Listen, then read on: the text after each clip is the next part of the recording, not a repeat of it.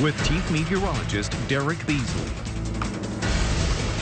Well, just about everybody I ran into this today wants to know what's going to happen with the weather this weekend. What's coming our way? She's now a tropical storm down there, Karen. Tropical storm, but still on satellite, not looking terribly impressive, but holding its own. Still has winds of 65 miles an hour, and the dry air is really one of the reasons why the satellite presentation on it doesn't look classic, like a classic tropical storm or a hurricane or anything like that. But we'll take a look at it. We'll try to dissect everything for you here in just a few minutes.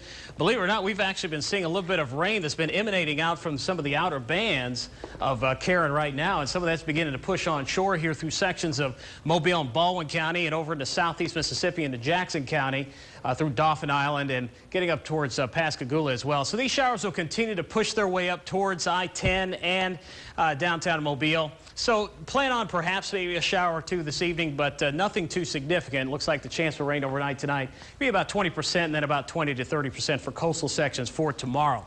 Here's a look at the hurricane watch in effect for the entire Mississippi Gulf Coast all the way through Alabama, northwest Florida.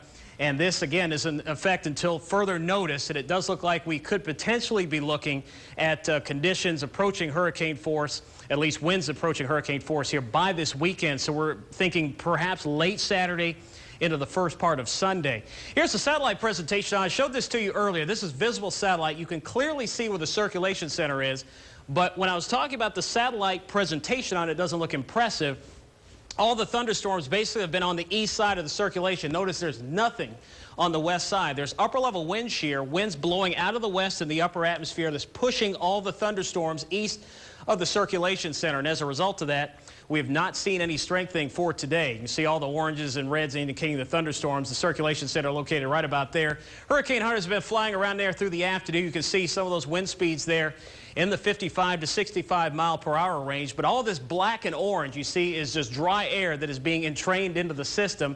That combined with winds in the upper atmosphere that's basically blowing in this direction, keeping all those thunderstorms, those little green blobs, from developing near the circulation center, although we are starting to see some storms trying to fire up around the circulation center right now. Here's the latest on it. 23.3 degrees north, 88.5 degrees west, moving north-northwest at about 12 miles per hour. Again, the pressure at 999 millibars, maximum sustained winds at 65. Notice that north-northwest turn continues, and then eventually, when it interacts with an upper-level trough over the western United States, it's going to start to turn more towards the north and east.